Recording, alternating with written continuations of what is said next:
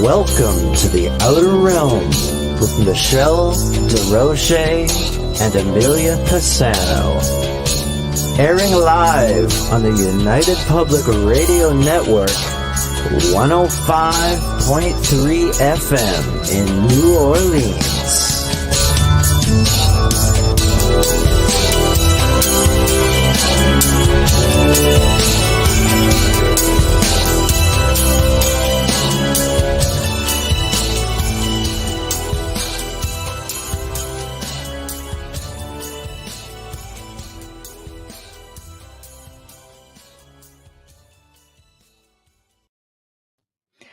Good evening, everyone. Welcome to the Wednesday night segment of The Outer Realm. We're broadcasting live in the United Public Radio Network and UFO Paranormal Radio Network, 105.3 from the Gulf Coast and 107.7 FM from New Orleans. We are fully sponsored by the amazing people over at Folgers Coffee who have been a part of our journey since day one. So thank you, Folgers. It just wouldn't be the same without you. Also, big thank you to Justice Snicker, a.k.a. Dr. Snick, the Sonic Surgeon, who's an award-winning composer of Halloween horror and sci-fi, dark wave electronic music. We appreciate his contribution of his time, his voice, and his music for the intro that you just heard. All of his music can be found on all of your favorite music streaming platforms. Also, big thank you to Steve McGinnis, the artist behind the banners and logos here at the show. Check him out on Facebook and Instagram. Also specializes in the horror genre, but does amazing commission pieces. So again, we are really pleased to announce that we are a proud sponsor of the upcoming event Contact and Disclosure Symposium 2024, which will be taking place April the 20th in the Off-World Bar in Toronto. And this, of course, goes from 10 a.m. until 5 p.m. A lot of good name people who are going to be there. We'll start putting things up as it comes our way, but you're only looking at a couple of days, technically 4. So get yourselves ready, go get your tickets and check them out. Also, for the second year in a row, also happy to be sponsoring the Halifax Paranormal Symposium, which is going to be October the 12th, 2024 at the Halifax Tower Hotel and Conference Center. It will be another day event from 9 a.m. until 6 p.m. So, guys, I'm really pleased about tonight's show because you know how I'm a bit of a harpy about certain things I want to talk about. And we've talked about bringing forward more information about a little bit more cryptids and mysteries and UFO associations. And I had this amazing lady sort of kind of like drop on my lap. And I'm thinking synchronicity. I'm all over that. And she's just brilliant. And she's written this phenomenal book. I'll put this up as soon as we get her on, called Winged Aliens, a Theory That Winged Cryptid Creatures Are Aliens and or Interdimensional Beings. I love that. So Margie Kay is a trained psychic and remote viewing trainer. She's a paranormal investigator with over 40 years of experience. She is clairsentient, clairaudient, clairvoyant, and is a nationally acclaimed remote viewer. She's a MUFON Star Team investigator and is the Assistant State Director for Missouri MUFON. Kay is a president of a forensic investigation company, and I'm going to say this, Unex Media, love it, publishing in Kansas City, Missouri. She's a licensed private investigator, Reiki Master Certified Sound Healer, and serves as a director for the Oz Interdimensional Communication Institute. She investigates cryptids, haunted locations, portals, UFOs, anything unexplained. See, I love her. She's like a kindred spirit, does everything I absolutely dig. So without further ado, guys, Miss Margie Kay. Hello. Hi, Michelle. How are you? Good. Good. I love your studio background. Oh, thank you. This is home. The whole house is like this. So it's pretty awesome. Thank you. Yeah, I'm an old soul, so everything around me has to be old as well. Because I'm old, so I guess it all blends in nicely. But I'm really glad that you were able to join me tonight. You've written so many incredible books, and it was hard to pick one to start with. And again, we've had people who write in and ask for certain things, and I'm all about this guy right here. But this would be fantastic to start with, and I just can't wait to delve into it. So I mean, before we're going to do anything, I like to start off with humble beginnings.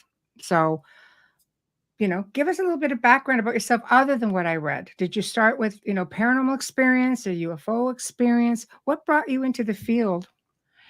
Yeah, I started out having paranormal experiences as a child. I was very psychic, and we knew by the time I was age 2 that I was seeing things that nobody else was around me. Right. And but when I was 11, I got the shock of my life when my stepfather, grandfather appeared to me at the foot of my bed, but only his head was showing, was just an apparition of a head. He was talking, but I couldn't hear any sound coming out. And I had never seen him before, so I didn't know what he looked like. After the screaming stopped, my father came into the bedroom and he asked me what I saw, and I told him. And so he went and got a photo album and had me look at it, and I pointed out who it was. And so that was my first direct contact with someone who had passed over, and Wow. my Yeah, curiosity. I'd be screaming as well, I have to say. Yeah, Just a floating head, like you hear about those stories, just kind of yeah. usually not in a good way. So thanks for that, Grandpa. You know, Yeah, you would think that he could have figured out some easier way to contact, but I have been in contact with him since, and he's right. given me some information about things that I had no way of knowing, and then I would tell the rest of the family, and they'd say, "Yeah, that's right." So See, that's always that nice. Like, it you know sounds to me like you grew up in the same sort of home I did, because as you're telling your story, that's exactly what my mother did with me. She showed me photographs, and you seems like to have a supportive family that nurtured your abilities, because sometimes it goes the other way and you have these little children who feel like they have nowhere to turn when they start talking about imaginary friends or seeing people. They're being told, well, you're silly, don't say things like that. yeah. But so you're very fortunate. That happens, but with me, it didn't. Even though my parents didn't understand what I was experiencing, they didn't disbelieve it, and so they didn't encourage it or discourage it. So they were supportive in that way, and Right. eventually they started. I mean, my mother bought me a book by Edgar Cayce once and handed it to me, and she says, Perfect. "Here, so you can understand what you're experiencing." And yeah, Right. that helped a lot because then I didn't feel so alone in Right. this. Right. Well, I mean, Edgar Casey's a great way to start. Yeah. One of the first books that I started with as well. So I, made it nice and easy. So then Mhm. you basically get into UFOs. Yeah, I had some minor experiences when I was young, seeing things in the sky that I couldn't explain. But when I was 17 years old, we were driving. Actually, I was driving, and my mother was in the passenger seat. My brother and sister were in the back seat, and we were driving to Texas for Right. vacation, actually to Mexico. As we drove through Oklahoma, something very strange happened. Right. Somebody in the car, I don't know who, said, "Hey, what is that outside the window?" And we see this about 600-foot or 1,000-foot long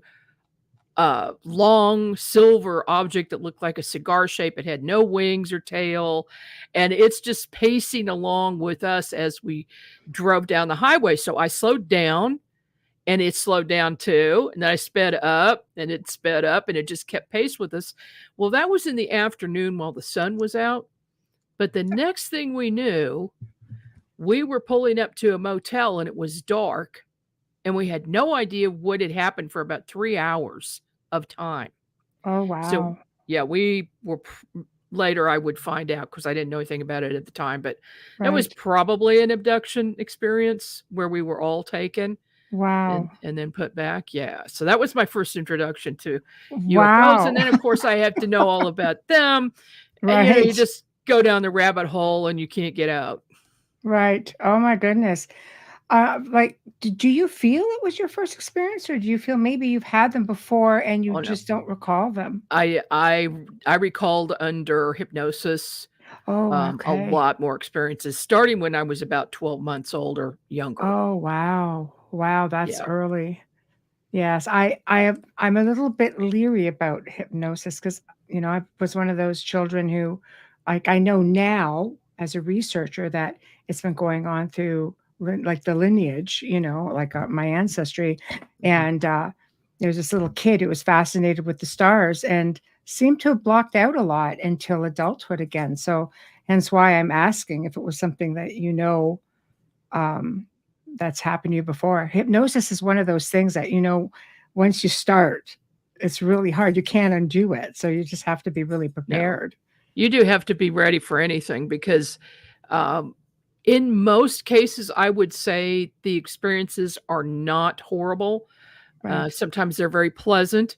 Yes. And it's in my opinion that most of the extraterrestrials are here to help us. And when they do medical things, it's probably testing or enhancing or fixing something. And so I don't think people need to be as terribly afraid of that or afraid of looking at it through hypnosis or regression. Right. Yeah, I think that's the part of it because when I started having, when things started, I guess I just made the decision to be like, okay, because things were happening and I'm like, I'm just going to do this. And I think it really is about becoming comfortable in your own skin with it and being prepared, because it is a little bit invasive when they're coming into, I always say, coming into the boudoir where you're supposed to be feeling very safe and secure. I'd rather it happen to me on a road, on the road someplace in the car. It wouldn't be so bad. But, it's your safe place, right? So yeah. And then don't do what I did and ask for them to help you with a problem. And then you wake up and they're standing at the foot of your bed and you scream and throw the covers over your head and then realize how stupid you were because you asked them to come. Right. Right. Yeah. Like not doing it. Nope, not doing it. Yeah.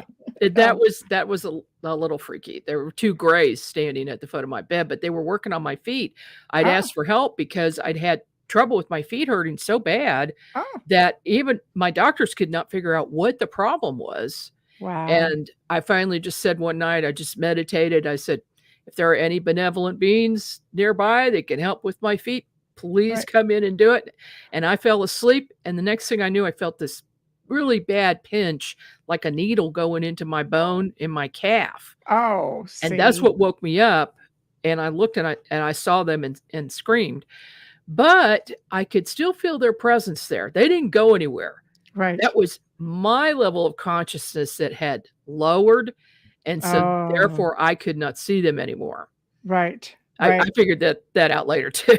It's a frequency thing, isn't it? Like people don't realize that your frequencies really do have to jive if you want a really great experience.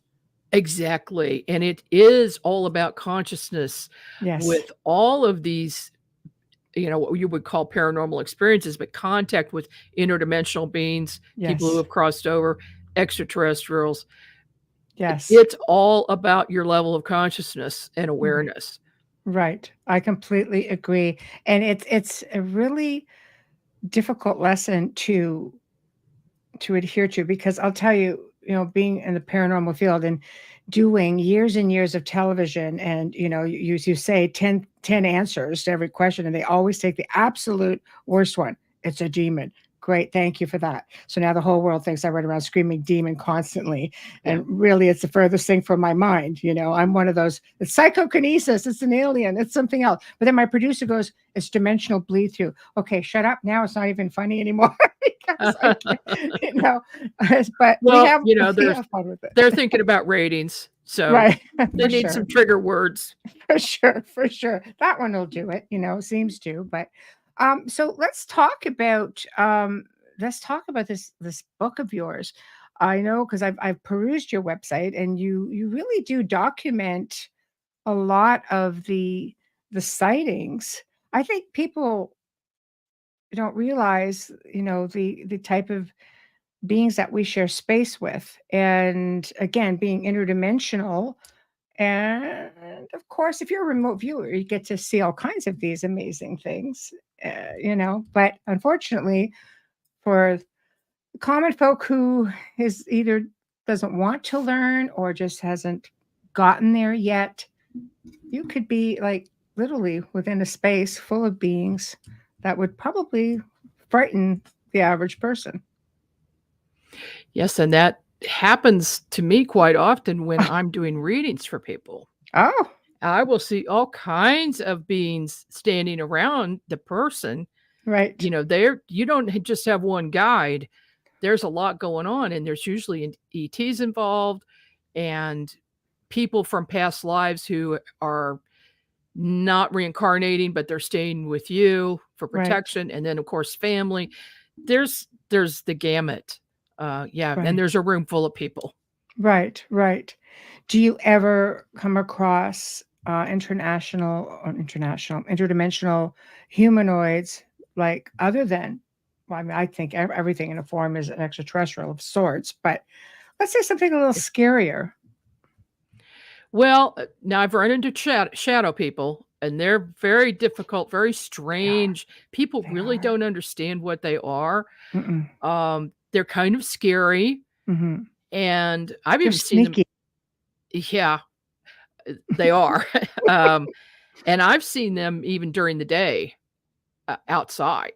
I've seen shadow people, 3D, all black. Wow. That's a weird one. I would rather not deal with that because I'm not sure what that is.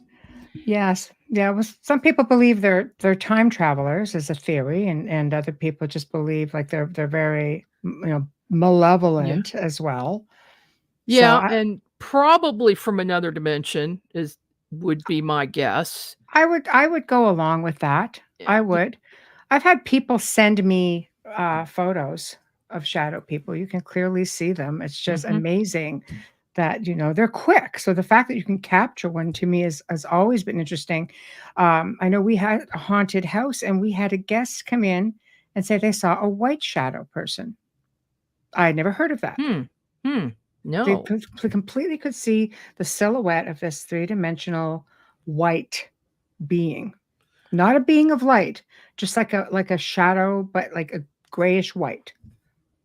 That's a new one for me. Me too. I have not heard that. Nope. They described it perfectly. They were family friends, so I had no reason to think they were embellishing it.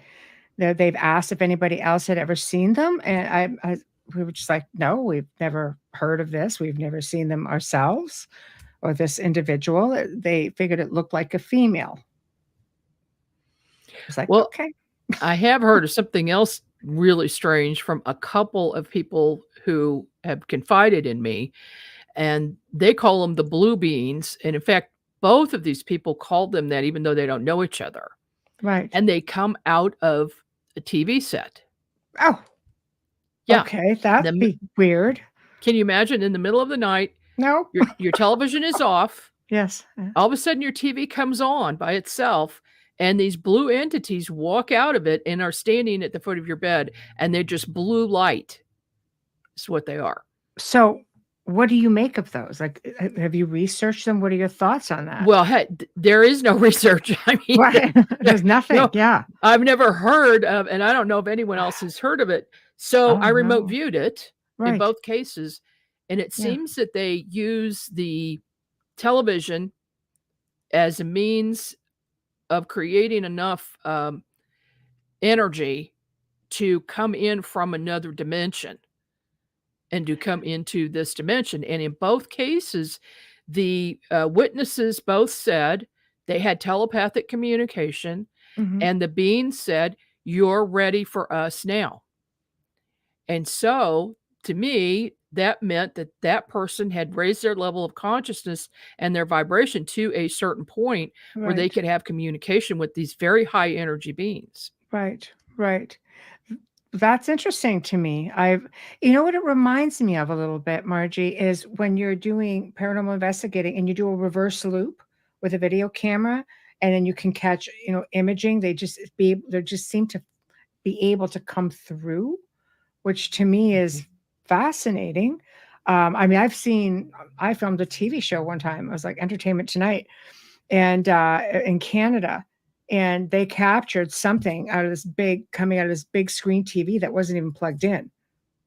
And it walked through, it stopped, and it turned around, and it just looked at them. It was like, it was like a Halloween special. But on an average, I don't really focus around the television, but now I'd be a little bit concerned. Dolly says it's quantum AI. How far back did these experiences go? How far back? Yeah. Well, 1950s for the Oh gosh, that's first one. pre-AI, at least so Yeah. we would think. Wow. Oh yeah, and the other one, I think she had her experience in 1999. Right. Still though, Yeah. pre-AI as we know Oh, it today definitely. though. But I suppose it doesn't mean it did not exist. Oh, here we go. It could have been a hologram. Right. Yeah. It's something completely unexplained at this Right. point. It's And it's yeah, we completely need to do more research. Oh yes. Yes. Makes I mean, yeah, I don't know. To me, whenever you come up with a question mark, it's quite exciting because it just means that you get to keep delving into it. You just don't write it off, so easily. She Mhm. says ex-military. They have been messing with back engineered AI since the 50s. Yeah. So very, very possibly. I don't Okay, well, I I think mean, anything's possible. So but well, when I remote viewed it, I got the distinct impression in both cases that they were benevolent beings that were very high energy. right. I didn't Right. feel anything dark or anything military or Right. government Right. about it. Right. I love that. Yeah. I love it. It reminds me of a story that we had a guest tell us about blue avians, Mhm. where he was told a story. Two people, buddies, went hiking in the mountains, and they must have gone through a portal and ran into blue avians. And the friends stayed. They said, "Would you like to stay with us?" He stayed. And the one guy said, "No, I've got to go back. I have unfinished business. I'll come back." He tried to come back about a week later. He could never find it. It's just not Wow. meant to have the experience or to find them again. So who knows? I mean, right? Who knows? I Yeah. love that. These incredible stories. And sometimes they really are just a fly by night thing, and you may never, Margie, encounter this again. No, the woman that I spoke with first that had this experience in the 50s said that she'd never told anyone about it. She found me. She decided to tell somebody before it was too late to tell Right. anyone, Right. and she never saw them again. Wow. It's a Wow. one-off. See? So let's get on to these flying cryptids or humanoids. And I mean, there's so many stories. It's something that I've always found to be a curiosity, like many people, but it's always been very fascinating to me. Mostly the flying humanoids. You see these witches on broomsticks going across, and you're just, what the hell did I just see? Yeah. Yeah, the Brujas in Mexico. Yeah. Why are they only in Mexico and they're not here? Oh, there was one in Canada, like about an hour Oh, away. Yeah. And I'm just like, that is just too close for comfort. At the time, I lived by there and saw that on one of these popular shows, and like, oh, this was in this part, Milton, Ontario. And yeah. I was like, this is too close for comfort. you know. But Yeah. yes, I know. So you've set all these pictures. Just guide me as to which one you want me to show when the time comes. Where would you like to start with this book? Because you've got all of these stories, and I like the thought about them coming in through maybe portals or stargates, vortexes. It would make sense in some cases. Yeah, the thing is with all of these different types of winged cryptids, and for that matter, all cryptids, Right. there's never a body. Now, a couple people say yes, but there's no proof. Right. Footprints that they go along in the snow and then they disappear. Yes. Where did that being go? There was obviously something Yes. there to make the footprints. Right. Where did it go? Right. People seen a pterodactyl flying by, and then it just goes into nothingness that looks Mhm. like it's going through a doorway, but there's nothing that comes out the other side. Right. So, portals. It has to be portals. They Agree. have to be interdimensional. Yes. That's my opinion. So whether they're alien, which I mean, just thinking about it, they're aliens. Right. Are they from another planet? I don't know, but they're from another place. Right. Maybe the same space as us, but another dimension. Right. And then part of it, especially with the pterodactyl types, I think there may be something with time slips going on, where Mhm.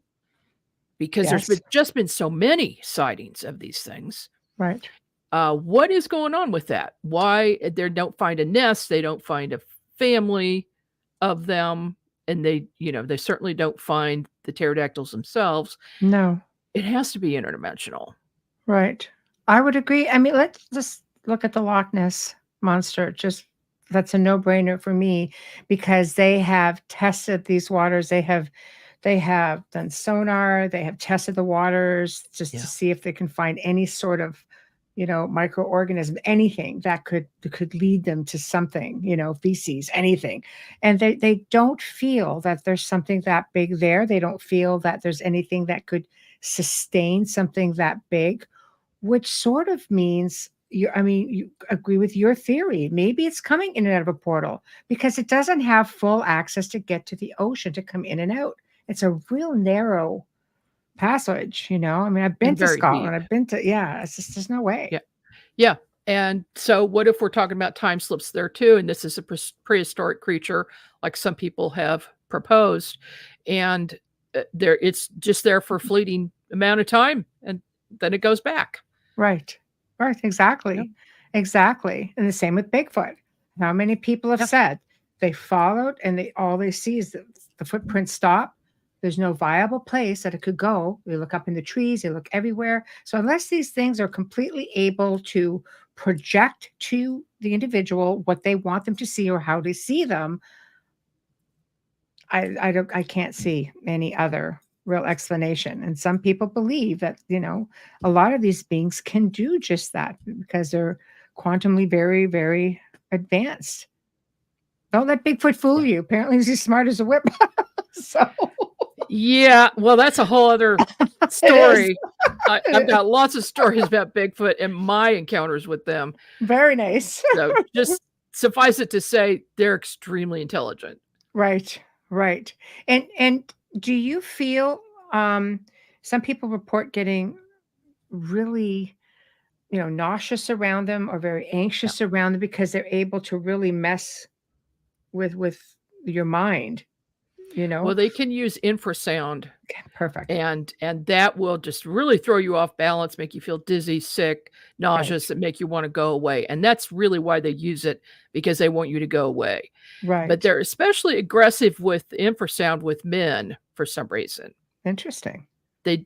I don't hear too many tales of women getting hit with it. Right. Maybe they just don't feel that women are as much of a threat. Right. I can see that. I can see that. If you're hunted on a regular basis. Right. Especially, if they're carrying a firearm. Sure. That's going to be threatening. Sure. Absolutely. Okay, let's talk flying humanoids. Okay. There's some of your story. I mean, I don't know. Mothman doesn't necessarily fall under that, does he? Oh, yes, he does. He does. Okay. It's a flying humanoid. Yeah, I guess it would be. Right? It's a humanoid with wings. Right. And most definitely is. I'll just talk about one particular case in Kansas City. Right. In 2011, I started getting a lot of reports of giant birds, gigantic. Right. And pterodactyls and Mothman. All at once, just everything happening at the same time. And before that, nothing. So I did some research and I found a few things before that, few reports, but not very many. So one particular person, his name is Tony Dane, had several sightings of the same, what he believes is the same one single Mothman. Right. And it would appear always at night, well, except once, it was during the day. And he would be in a car with somebody else in many of these cases, and the other person couldn't see it. It flew across a highway twice in front of him, just very clear so he could see it. And the other person didn't say a word, so he didn't say anything. But one particular time, he was driving on 291 highway just north of the Missouri River and Mhm. coming up on a bridge. And as he approached the bridge, here comes this flying humanoid from the right side of his vehicle, started right towards him in a threatening manner. He Hmm. wasn't afraid of the vehicle at all. He slowed the vehicle down to avoid hitting it, and it Wow. kind of hovered right in front of his car. It had glowing red eyes, no neck, humanoid body, uh, and bat-like wings. And he said the wings were flapping like it was having a difficult time staying aloft. Mm, And then interesting. it took off to the right, and disappeared into the woods. So there were 2 or 3 occasions where he encountered this thing next to that particular bridge. Mhm. And since the Mothman has been associated with bridges in the past, Yes. several, as a matter of fact, Mhm. he thinks that it's living under the bridge. So I remote viewed it, and I feel the presence of it underneath that bridge, which is very strange. That is very strange. And then people want to know, why Kansas City? Why do we have all these reports in Kansas City? Well, so in my research, I found that Chicago has had a number of flying humanoid sightings or Mothman sightings. And then, of Wow. course, at Point Pleasant, where it all kind of Yes. started in the 60s. Right. Well, if you look at a map, you see some big rivers. Mhm. And if you go to the Ohio River, there's been 2 sightings there. Come on Mhm. down to Chicago, like 150 sightings in Chicago, Really? and then That's follow. substantial. Oh, yeah, yeah, and then follow the rivers down to the Mississippi. We've got several in the St. Louis area, and then going across the state of Missouri, the Missouri River, follow Mhm. that straight to Kansas City and Independence, where I am. Mhm. There's a number of sightings along the way, and then Kansas City, I guess probably by now there are about 60 sightings here. Wow. Yeah. So this isn't such an isolated event. I mean, do you think this is also worldwide? Because there have been it's so hard to tell now, I think, because of technology, if what you're seeing is real, is it AI, is it photoshopped? But I remember when the nuclear plant in Japan went off, there Mhm. were sightings of crafts, which you hear about UFOs coming, Yeah, with things like that. But there was also a sighting of a winged humanoid in the area. I heard that. Yeah. Yeah. So, They've also been seen around, at the Twin Towers before that, several months before that. Several people saw it. At several disasters. Now we haven't had any disasters in Kansas City and nothing with this particular bridge right, as of yet, but that's been right. since 2011, so, So, do you think nothing. it's premonition, or do you think because, like, of course, with the Point Pleasant, oh no, was he warning people? Was he that omen, that harbinger of doom, or did he cause it? Like, what, is the jury out on that, or what are your Yeah, thoughts? I think the jury is still out on that. There are Wow. so many different opinions, Wow. Yes. and the sightings are still continuing to this day in that area. Really? Yeah, and I've taken reports from New Mexico, Mm, Utah, mhm, California, Texas. right.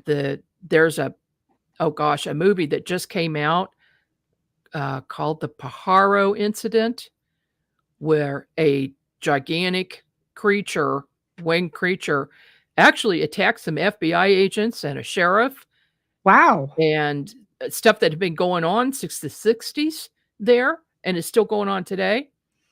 Wow. So, Yeah. is this common, like, in your research? Like, are they that aggressive, or do they keep to themselves? Because that's a bit freaky. Usually there no, in none of the cases that I've worked on have they been aggressive, Mm, but in one case, with this, Tony Dane I mentioned earlier, there was mm, another incident where he was, an Uber driver, and he was driving a Kansas City Chiefs player from the airport to his home in Kansas, mhm, and going south on the highway. These highways around here are busy day and night all the time, very, very right, busy. right. they noticed that there were no cars. And in fact, the passenger said to him, "This is weird. There are no cars. Where are the cars?" And so Tony felt the presence of the Mothman. And this is another thing that happens. It's happened to me too. Right. Because of my investigations, now the presence, I know when it's around.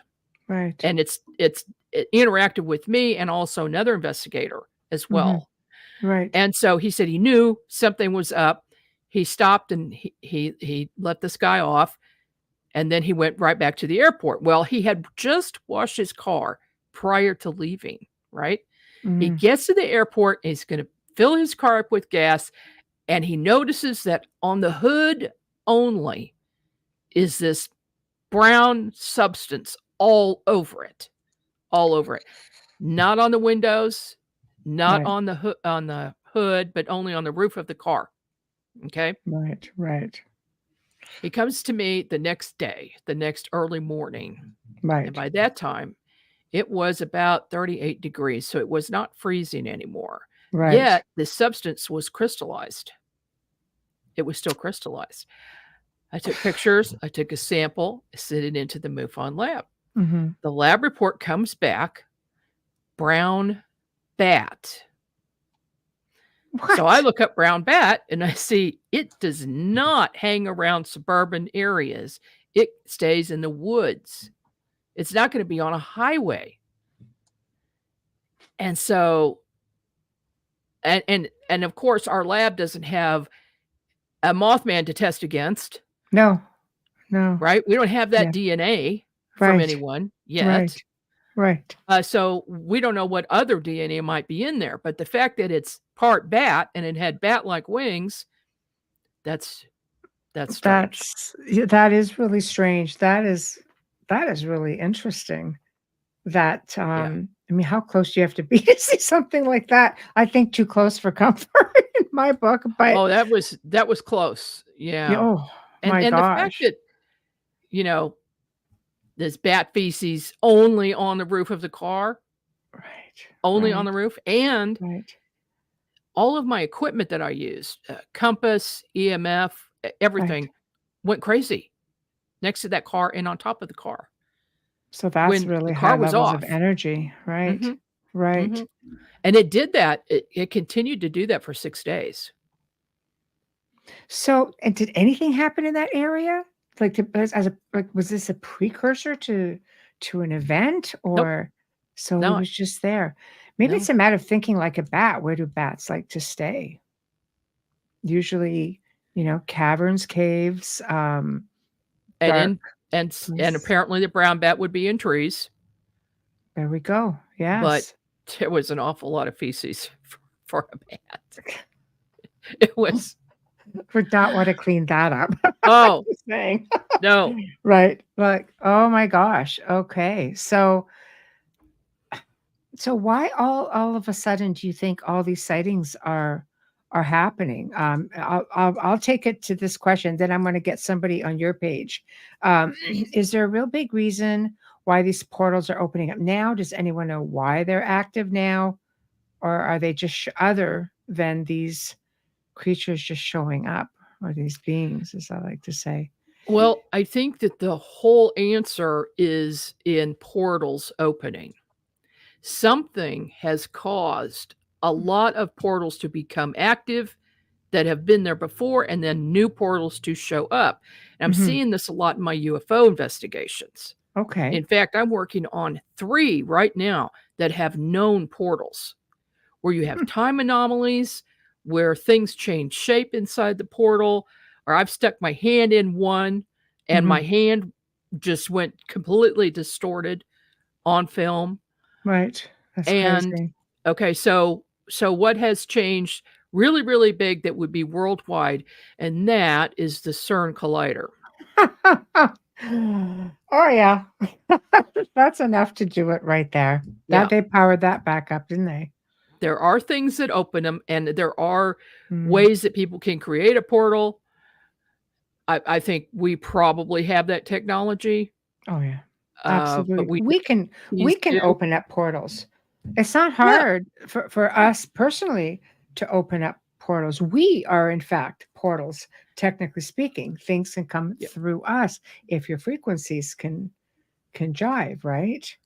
Absolutely correct. And then we're getting to Yes. natural vortexes and vortices that are literally everywhere, stargates that are literally everywhere. The ancients knew where to build their monuments and their structures, you know. Mhm.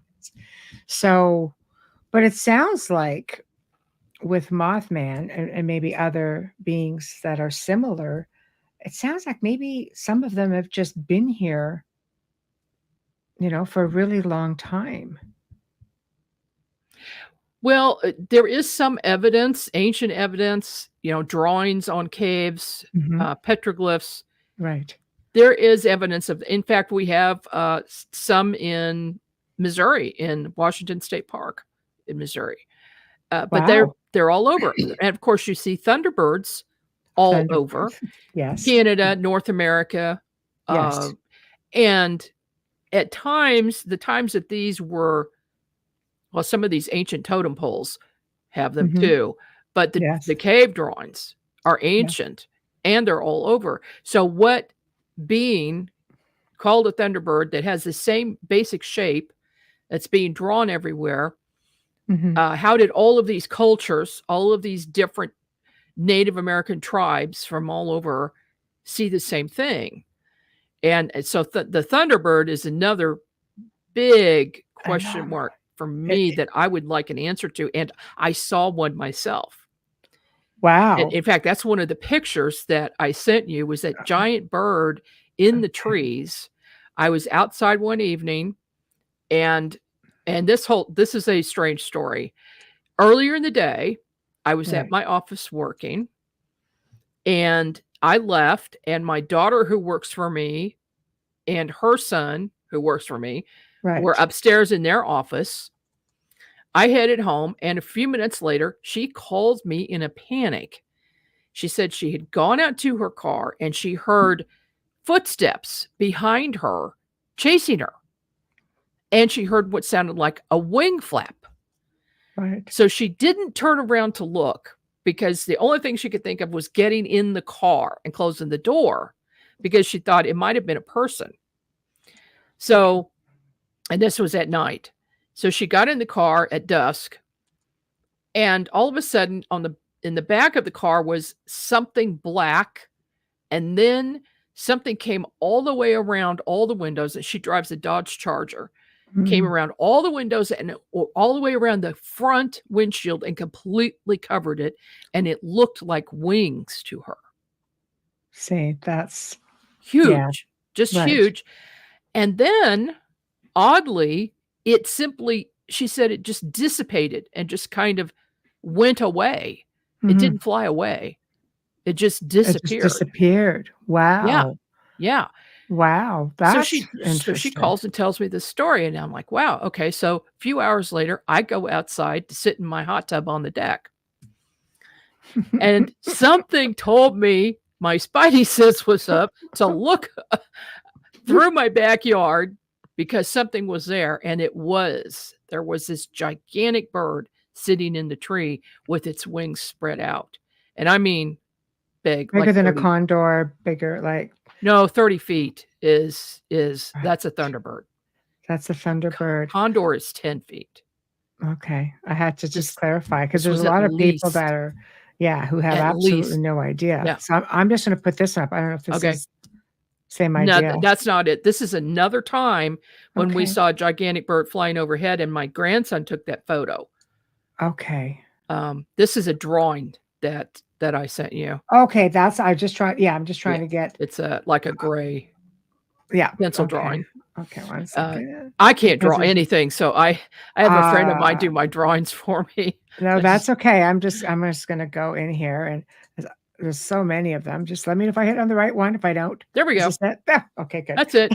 Yeah, she drew a moon in the background and everything. So beautiful. Just an idea. It wasn't as pretty as that. And there weren't very many leaves on the trees.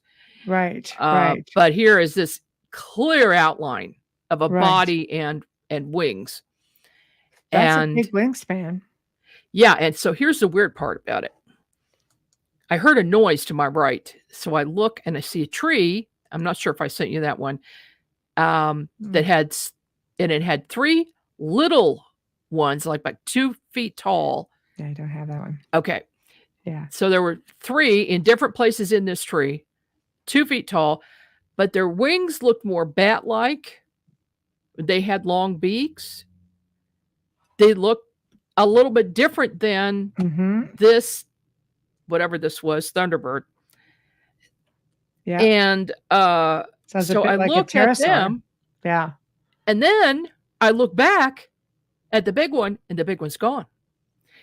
There was no flapping of wings. There was no sound. Where did that thing go?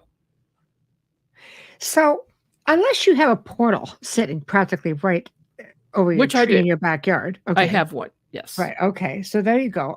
Because I was going to say, where all of a sudden did it just go?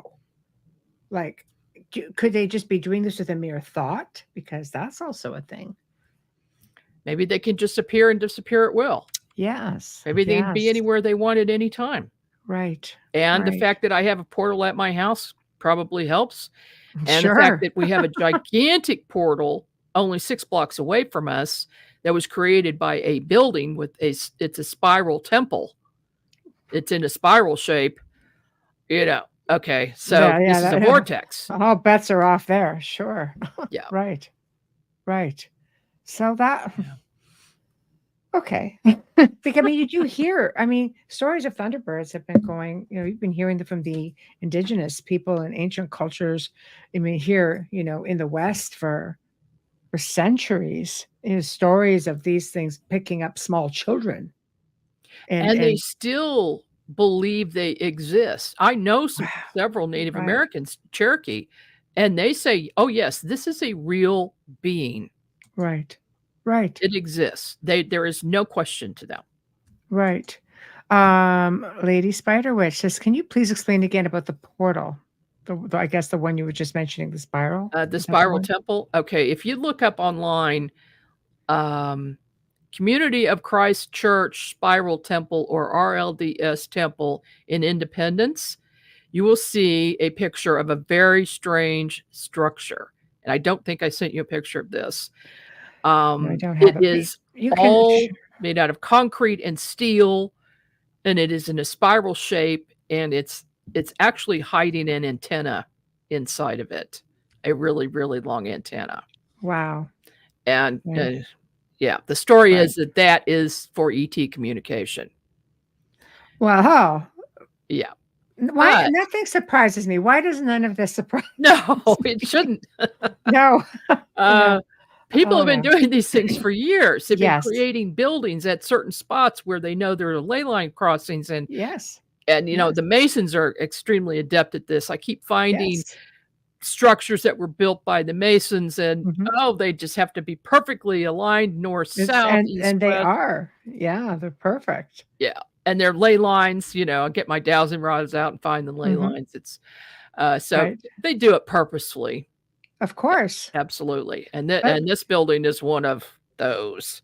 Yeah. They did that on purpose. It's not a normal thing at all. You don't see it anywhere. Right. No, but it's in Independence. Freemasons are brilliant when they know all the mathematics. It's all sacred geometry. They know how to put it together, and it goes up flawlessly. You look at going back to buildings that go back even 100 years where you didn't have the equipment and the lasers that you have today to be able to line these things up perfect. And yet they knew, and they did. They did. Yeah. Right? So it's always fascinating. Also, if you go to Google Earth and look at this building from the top, it looks like a Fibonacci spiral. Yeah. They knew their mathematics. They definitely knew their mathematics. Yeah. Amelia would love to have been here. She was under the weather because that goes back into her family lines, going back going all the way back to Pisa and the architectures and everything. She would just be right into all of this. Oh, cool. Yeah. I don't want to get too far without, this is one of your listeners. So would a silk cover over the TV prevent, I guess, these blue beings from coming in? I wanted to address that before we move too far. Okay. No, I don't know the answer to that. Let me just ask here real quick. No, the answer is no. Wouldn't No. stop him. Okay. Sounds to me like we should be testing. So, okay. She said the whole city of Washington D.C. Yeah, would be like that definitely as well. Masonic layout. Mm-hmm. Yes, exactly. Does anyone know what it was that you said that was causing the portal she did not understand? Yeah, what was something? No, Okay, CERN. the CERN. That's right. Now, there's always been portals, and you build Yes. buildings on certain spots and in certain ways, and you can create portals. I happen to have one at my house and above my house. And that's been there at least since 1986, since we noticed it. It was probably always there. Right. But there's a theory that the CERN collider is being used to open portals to other dimensions. And they Wow. know what they're doing. So the scientists are doing this purposely. If you get online and look, you'll find all kinds of information about this. The whole thing is bizarre. Right. Even at the beginning, when they opened the CERN, when they had a big ceremony, these people all dressed in these weird outfits, and it's some type of satanic ritual, and it's Yes, built I on read some that. land where the Yeah. devil's supposed to be. I'm like, you can't make this stuff up. No. You know, we're No. talking about scientists here. What are they doing with the occult? No, they must have a reason. The ancient mystery schools. You go back Yeah. into the time of esoteric knowledge, and there's stuff that a lot of the elite people of the world have been made privy to because they have access to very old documents, especially old Gnostic texts. And Vatican, just go down to the Vatican. They've Oh. got all the cool stuff, and they're Yeah. involved in literally everything. But I could see where they would have all of this information. Even Tesla had, like 10 out of 11 boxes disappear. It's like, or one disappear. Oh, they out grabbed of so that many. stuff up right away. Yeah. See, that's what I mean. Like a lot of this is really ancient technology as well. But have you ever looked in the FBI vault online? Yes. Yeah, Uh-huh. right. And how they basically stated that Nikola Tesla was Venusian, and that he was brought. This is right in there that Yeah. he was brought Yeah. to the Tesla family to care for him, and every now and then there would be Venusian people that would come down and check on him. But Venusians were said to be a technological society. Yes, and a very advanced society, and Right. extremely high vibration. Right. And I don't think you want to go down this rabbit hole, but Oh, I'm always down for any rabbit hole, Margie. do you know the Valiant Thor story? I've heard about that. Sorry. Go Okay. ahead. So Valiant Thor's from Venus. He visited the Pentagon from 1957 to 1960 for 3 Right. years. He made friends with a guy. He actually called him in. His name is Dr. Frank Stranges. Right. Dr. Stranges wrote a book about him called Stranger at the Pentagon, and then he wrote several books after that. Right. See, I've heard of him. I didn't hear all the tidbits of the story. Yeah. Well, Thor and his crew have been Right. here for a long time. And they were Right. even here before that, but they generally didn't tell anybody that at the time. Right. So 1985, Thor appears to me after at my massage therapist's house. Of all places, eh? Nice. Okay, yeah, it's a Mhm. bizarre story. Yes.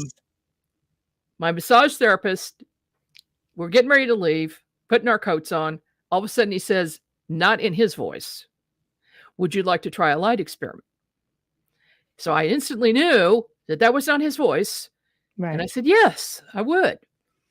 So he had me look at a green light and then a red light and back and forth for a couple minutes. And then he says, now what do you see? So I look up to look at him and I see a skeleton standing there, and that's it. Hmm. And then this voice comes from my right, and there's a head on the wall, and it's the floating head again. I was going to say, don't what know. is it with you and just floating heads? I don't know, but this is totally different. He had a helmet on. It came down to a point in the middle. And he says, I am Thor, and now you have X-ray vision. We're going to be working together. I'll be in touch. And then he's gone. So I'm looking around at everybody. I said, my brother, my kids, and I said, did you guys see that and hear that? And they said, see what? They didn't see or hear anything. Of course. So anyway, long story short, I've been in touch with Thor since 1985, but I didn't even know who he really was. I didn't know he was Valiant Thor, the Commander Valiant Thor. Yes, I've heard of him. Yes, until a few years ago. Wow. See, a lot of people they're on the fence with him too. So it's nice that you can offer your own story up with this. Because and I kind of have proof because he gave me X-ray vision and remote viewing. Right. And I could see inside a human body or inside of machinery, and tell you where there are problems or things that need to be done. And so that's what I do when I do conferences. And if that's the subject, I'll talk about Thor, and then I'll do readings right there on the spot. And just have anybody come up and I'll take a look at them. Very nice. Very nice. Yeah. That's again, it's a nice validation, So. Okay, this is so much. There's so much to cover. I'm just like, where do you want to go? So, with some of these flying beings, there are often we're getting into quantum stuff and UFO stuff. I truly believe the paranormal, everything, cryptids, everything comes full circle. I believe everything is interconnected. Personally, I think experiencers will have had paranormal experiences, vice versa. But a lot of UFOs are spotted, or orbs of light are spotted around some of these beings.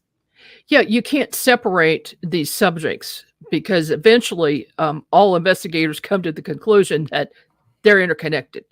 Yes. And there's one particular case I can tell you about that really cements that idea.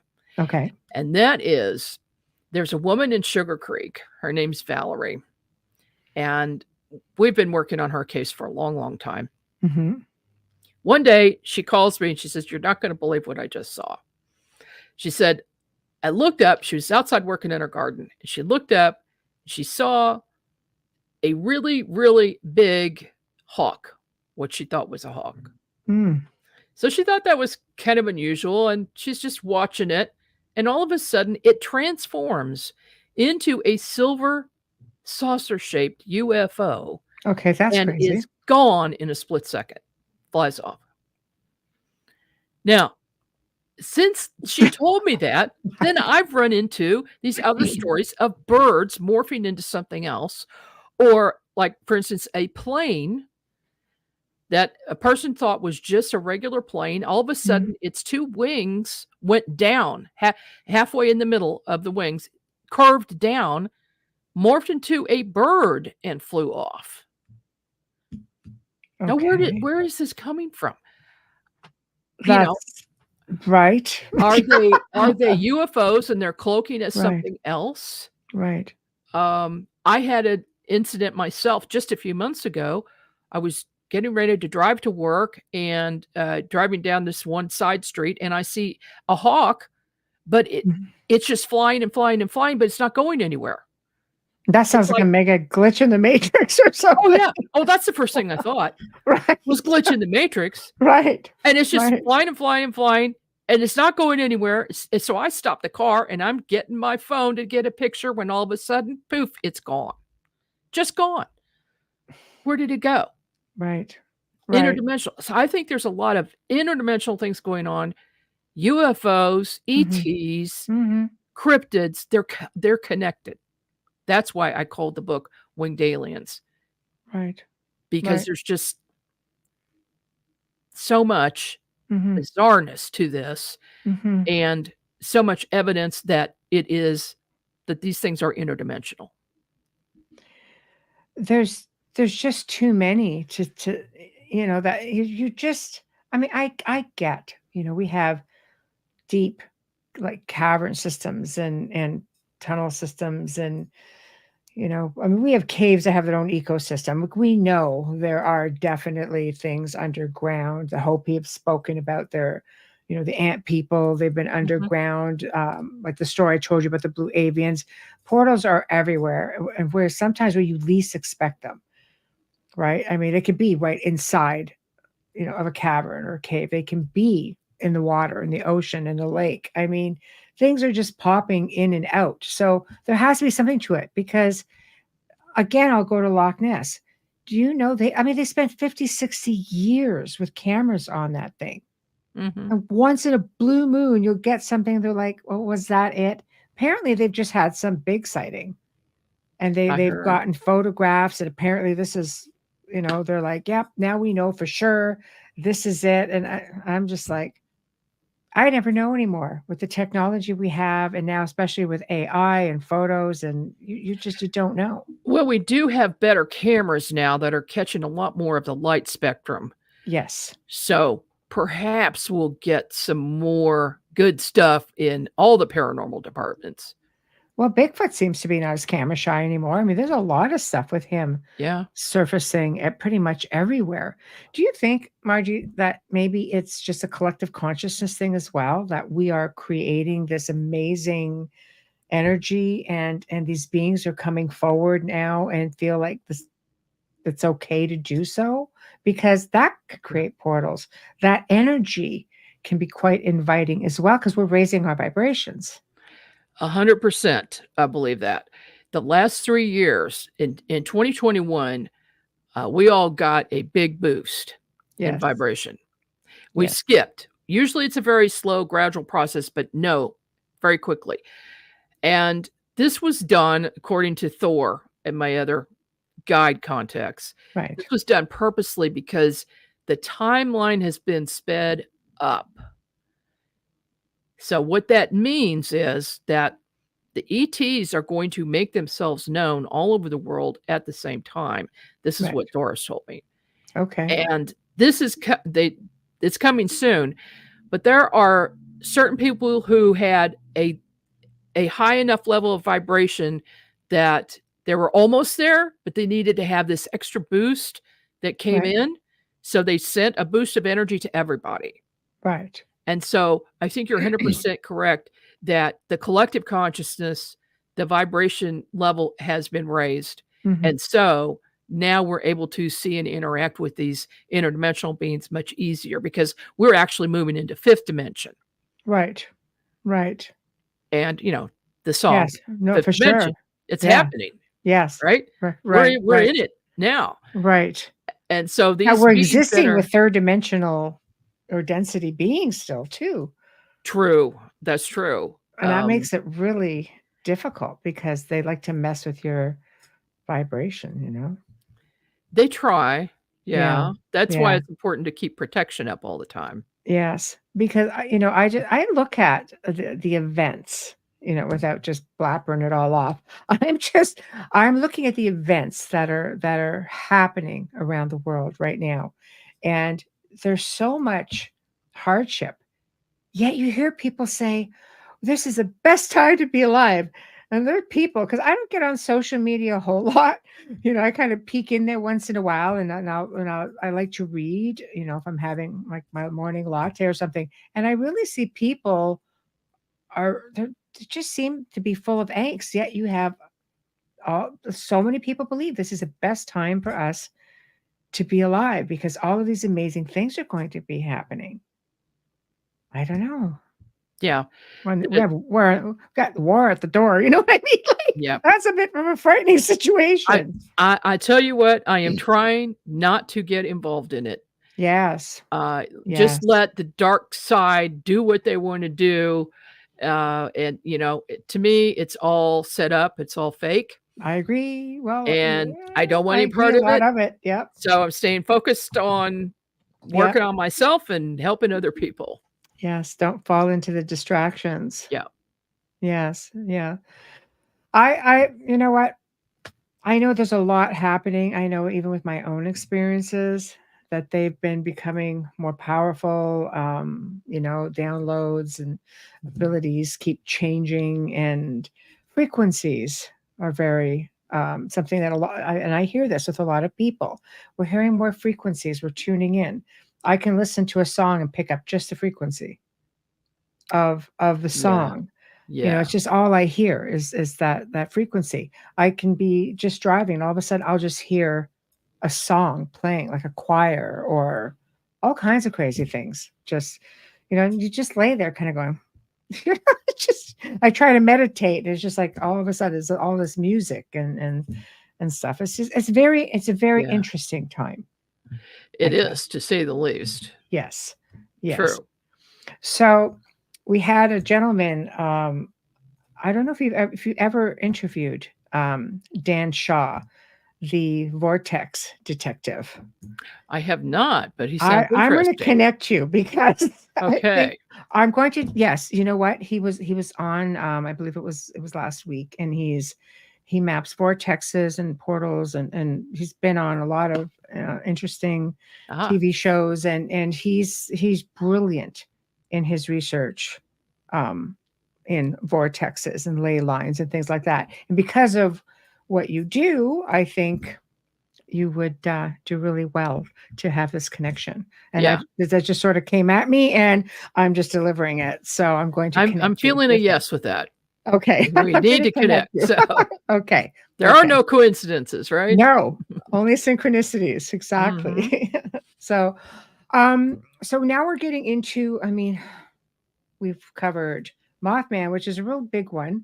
We've covered Thunderbird, which is another big one. We've covered these water, Loch Ness Monster. But when you say that there's never a body, you're not wrong on that. Yet you've sent pictures that look like they could be a body. Like when you're looking at these pterosaurs and such. Like, how about I'll just pop a couple up? And there's a couple of old pictures from old newspapers that I sent. That I'm going to send. Yes, I'm going to put them up so we can definitely pay them. Okay, there. Okay, so this particular one, there was an original of this, and then there was a movie made about this creature, and then they faked a picture just like it. Right. So I don't know if this is the original picture or the fake picture. Right. Because there are so many of them floating around the internet, who knows? Right. But supposedly this really happened where during the Civil War, they took down this giant creature that looks like a pterodactyl. That's just crazy. Yeah. I mean, if it's real, it's really crazy. Yeah. And then there's another old one too that grab it. And nobody knows the source of that. But there were some stories in my book about some older sightings. One of them was in Texas, and supposedly 2 or 3 cowboys were out, and this creature came out, and they shot it and killed it.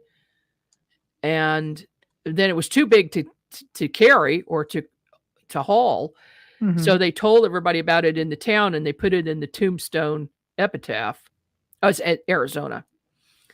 And so I found the article on that, and I put part of it in the book. Right. But they evidently really convinced some people that they had seen a pterodactyl or some type of giant flying creature. Well, I mean, I'm just trying. I'm just bringing things up here. That's okay. Just bring anything up and. Oh yeah. No, for sure. I will. I just wanted to. There's still all in my files, so I'm just bringing them up here. Otherwise, everything just sort of ends up all over the place. There we go. Okay. Yeah, that's the very old photo. It's poor quality, but that's an awful big bird. It's a very big bird. So that's. But it almost looks like it has the the head of a condor, but yet it's a lot bigger than a condor. It is. They have that crazy long beak and that big, that big lump on the neck. Yeah. Now there was a big bird, probably that big, at one point, but it supposedly went extinct a long time ago. Right. And there's a museum that has it. It's called Argentinivus magnificens, and it looks just like that. Right. And this is a display from the Natural History Museum of Los Angeles. Bring it back up I don't know if that display is still up there, but it was at one time. Right. So the wingspan measured nearly 23 feet from tip to tip. Wow. That's a big bird. That's a really big bird. I mean, I think aside from, ostrich and condors, vultures, I mean, they have the albatross. That's probably one of the biggest known flying birds. Yeah. At least right now, okay, so let me. Yeah, there are some big ones, but as far there aren't any. The biggest birds that are native to Missouri are eagles. Right. And so nothing that has been reported to me that's a gigantic bird is the size of an eagle. It's much bigger. Yes. They're all much bigger. Yes, or tiny, like fairies. Right. So and I put fairies in the book because they are winged cryptids. They are. They're not humans, although most of them look like humans. But in one case in Oklahoma, there are what this couple calls, they call them a different name. Oh, there's a picture of, again, I was sitting in my hot tub and I was thinking about finishing the book and I was almost done with it. And I was just thinking, I wonder if these creatures come in and out of portals was my question. Okay. I didn't say it out loud. I just thought it. When all of a sudden on my left side, this portal opens and it was flat and it was gold. And this fairy flew out of it, humanoid, didn't look at me, just went straight ahead and went about 10 feet away and another portal opened. There was a flash with the first one, flash with the second one. She flew into it and it closed. There's your answer. I just sat there. Ask and you shall receive. I was like, that did not just happen. Right. And I wasn't taking any drugs or drinking either. Right. Everything seems to happen out in the hot tub, though. I have to say, it's a good place for me. To even had Mothman come by when I was in the hot tub. Right. I'm not going to go there anymore. I'm just going to stay out of it. I love it. But yeah, I mean, there was my answer. Right. I just thought it, and there was my answer. Right. So back to your story. I'm sorry. I thought maybe I was being segued. No, I mean that's it with the fairy, with fairies, with that fairy. But there was the other fairies I was talking about in Oklahoma. They call them mimics because they kind of look humanoid. Now some of them are about 6 inches tall, some of them are 1 inch tall, and I saw them in Oklahoma. And then the others are about 10 inches tall, and they did get some pictures of those. Right. They have come very close to this man and woman at separate times, showed themselves. They look a little bit like a human with a body and legs and arms, but stranger faces that are more insect-like, kind of a cross between a human and an insect. Oh. And that's what the mimics look like, the big ones. And but see, here we have again a UFO connection because all of these sightings of fairies started after they had seen a UFO. Oh, well, that has a different twist. Yeah. And not only one sighting of UFO, multiple sightings. Right. I've had so many people over the years say that they have seen fairies. Someone sent me a photograph of one. To me, they just all look like little bright lights, but they're in the garden on a hot, sunny day.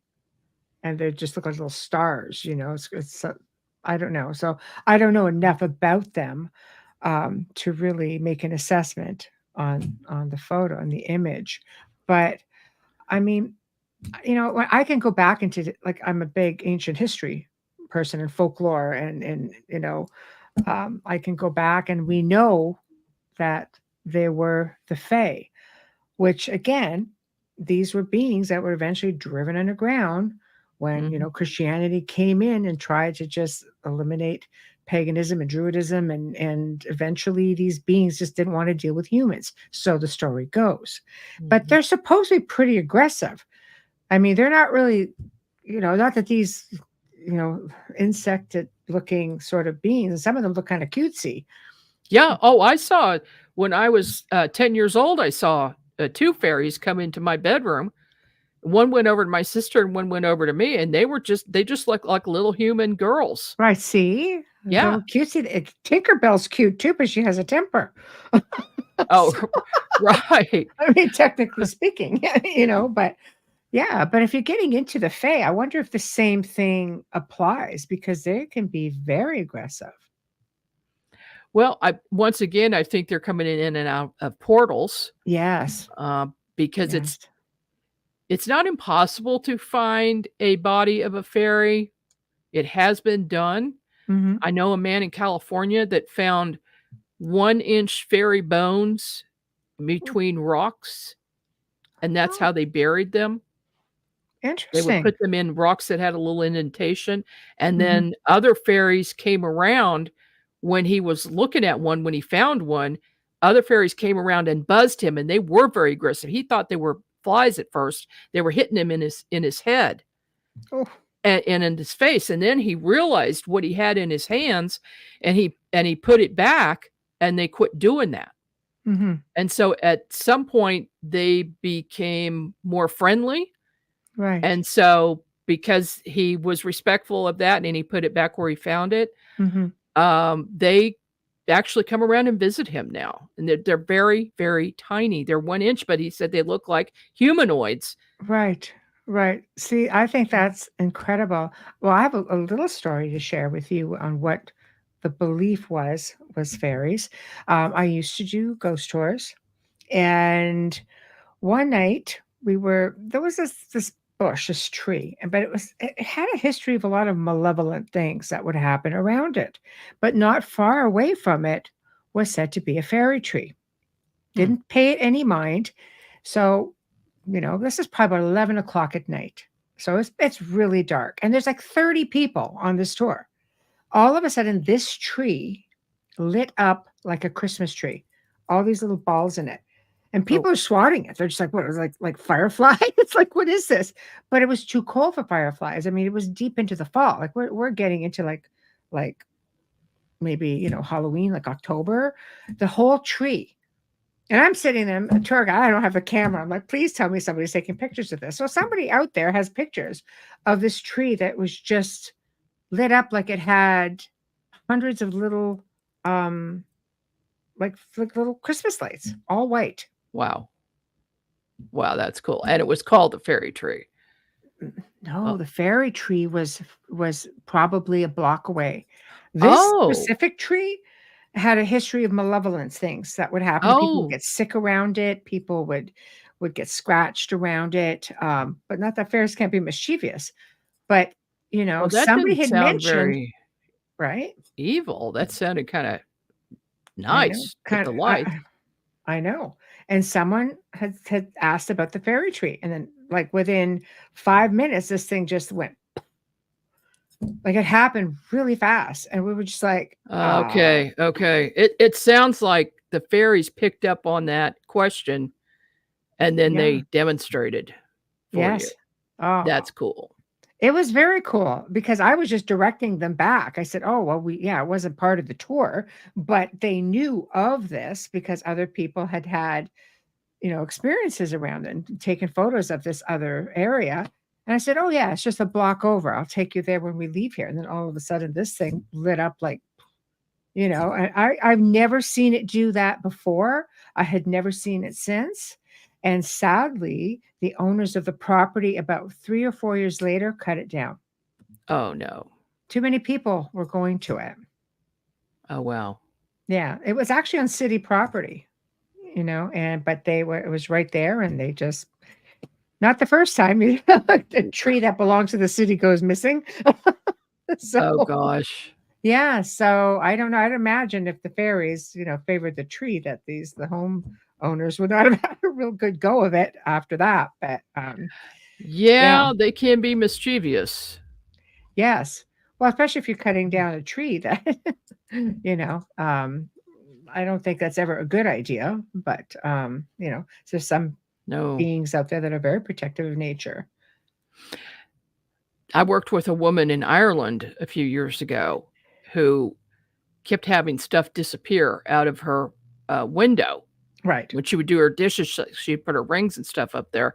And one of them was her wedding ring, and she wanted it back.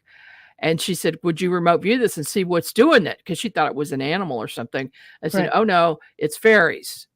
And they're attached to your family. And they said that if you will leave some milk out for them and just treat them with respect, that they'll bring your ring back. So she said, okay. So she did that. And she just meditated every night, sent a message out that she enjoyed having them there, and she would do what they wanted. She put milk out. A week later, the ring showed back up. Wow. She called me. Yeah. That's impressive. I think people don't realize that we do share space with all of these beings, and Yeah. they're very active in our lives. Like Wayne, who was in the chat room here earlier, he used to have this thing with gremlins, and they would always mess with the tools at the mechanics shop. He used to own, a mechanics garage, and he would finally say, he goes, okay, I've just about had enough. He goes, when I get back, I'm going to lunch. This thing better be back here because I need it. And they would bring it back. Uh-huh. Mm-hmm. So it was just always this level of mischief going on all the time. I said, you're pretty calm considering. He goes like, what am I going to do? Well, I think sometimes they just want attention. They want it to be acknowledged. Yes. They want us to be at a level of consciousness where we can have a conversation with them. Right. And they get frustrated with us sometimes, and they start pulling pranks. Oh, yes, the gremlins. Yes. That's interesting. Yeah, I would definitely agree with that. I've had people say to me, that they see like gargoyles around me. And my sister is very intuitive, but pretends she's not. Said, I had this horrific dream. I'm going, what's that? She goes, I was at your house and a gargoyle jumped on my back. It wouldn't let me in the front door. And you couldn't stop laughing. I said, oh, you have to admit, though, that would be pretty funny. I'm sorry. So were you in danger? She goes, no, I was just panicked. Okay, good. Then I'm so sorry. But I'm just having a vision because you have to know my sister. So, but I've also had people, just email me or randomly or message me and say, do you have this association with gargoyles? I'm like, I don't know. Possible. I love because they're picking them up. Yeah, it's interesting. But, I do think that there are a lot of beings out there. And just because you shouldn't always judge a book by its cover, I guess is the easiest way to put it, because not everything is aggressive because it may look aggressive, Wayne says they ended up being quite helpful. But when I couldn't find something, I would ask them to locate it. And a few minutes later, I'd find an item in the most obvious place where it wasn't before. Yeah. Yeah. So, respect. They will, leprechauns, fairies, gremlins, they will do that. Right. Right. Ghosts will too. Yes. Yes. They like to play tricks. Oh yes. We've had them. We had ghosts in the house that would drop coins. They would never do it for us. But we had a film crew there one time and they caught coins dropping from the ceiling. And we're just like, wait a minute. That happened to me. That you're the only other person I know that's happened to. But the reason it happened to me is because the house where Ginger Rogers was born came up for sale here in Independence a few years ago. Oh. And my daughter came down the steps and told me about it because I had just told her I was getting ready to buy another house because we have a real estate investment business too. Right. And she says, you have to buy this house. I said, what? She goes, it's the Ginger Rogers house. So we're standing there talking. My husband was out of town at the time. Right. And I knew this, I would have to act fast. So I'm talking to her, should I do this or should I not? And then all of a sudden I said, I wonder if Ginger Rogers would want me to buy her house because, obviously I'm speaking to the dead, right? Right. When these pennies started falling down from nowhere, one fell on my daughter's foot, one fell on my desk, one fell on a table, and another one fell somewhere else. And we're from heaven. Okay, that's our answer. Did you buy the house? Yeah, that was Ginger Rogers. And oddly, Well, I had to sell the house. I turned it into a museum, and then I had to sell it because during Yeah. COVID. Right. Yeah. But Yeah. Ginger has hung around, and now she's in my office. So she's Well, here she with likes me. you, Margie. What's not to And like? every once in a while, I find a penny on the floor or somewhere where there wasn't anything there before. I love Yeah, it. yeah, it's cool. I love it. I think that's wonderful. No, that we would never have that. They just did it specifically with this film crew, and Wow. there must have been something about one of the members of the crew that the house really liked. It wasn't like stuck spirits. Everybody was there in visitation. It was a very interesting place, but it had a portal and extraterrestrials as well as spirits. As I always say, the drive-bys would kind of shoot through from other times, and then they'd be gone. And eventually we sold it. And when we moved, I remember saying, "Did you hear that?" And he's like, "What? What?" I'm going, "Absolutely freaking nothing." That's what I'm talking about. I have peace finally. And then all the frequency and the music started. So it's just a different level now.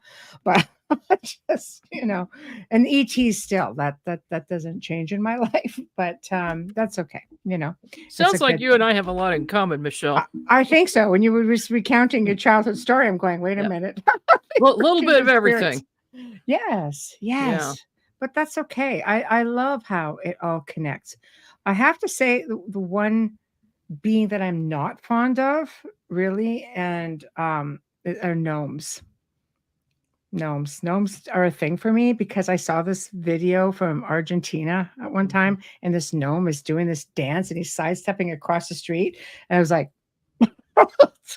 they're creepy. Every story I've ever heard about gnomes is creepy. Yes, thank you. Yeah. So I want nothing to do with them. See, thank you, Margie. We really are kindred spirits because I am not a fan of said gnomes either, and everybody thinks it's funny to play with me with the gnomes, and I'm just not a fan. Yeah. Well, maybe they're not all bad, but there are some bad ones. Right?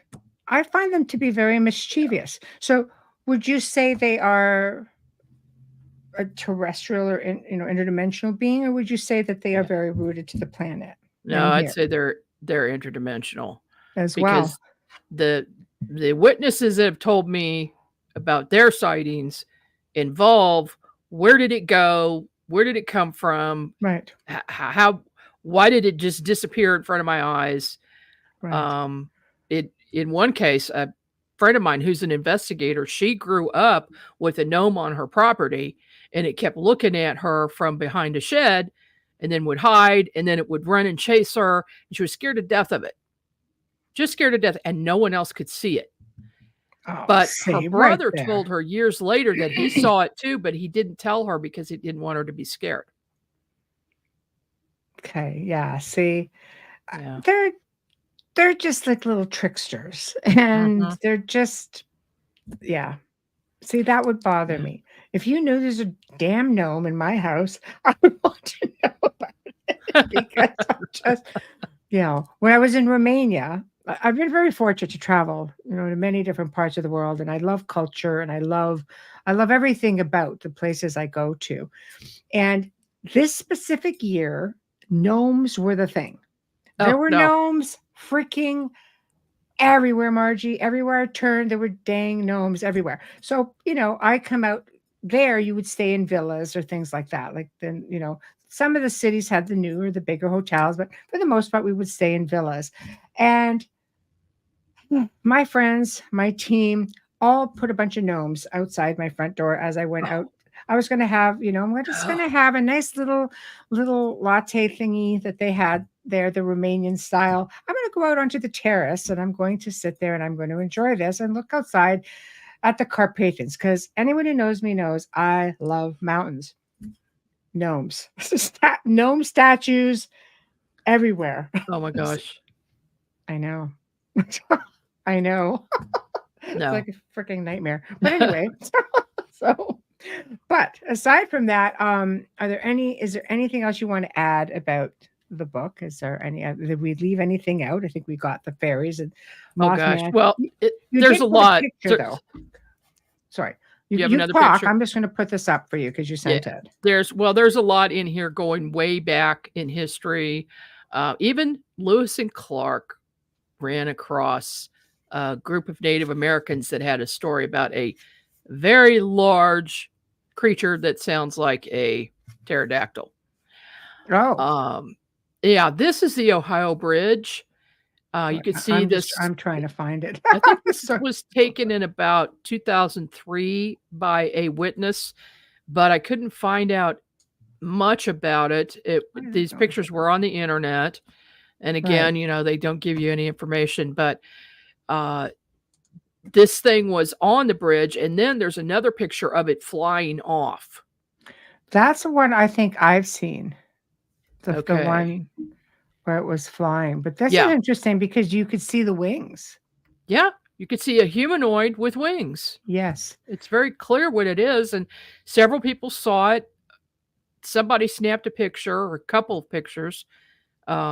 They watched it sit there for a while and then fly off, and they got another picture of it flying. And of course, the city claims it's something mundane, Of course. but Of course. Yes. once again, we have a bridge with a Mothman. Right. So what is the connection?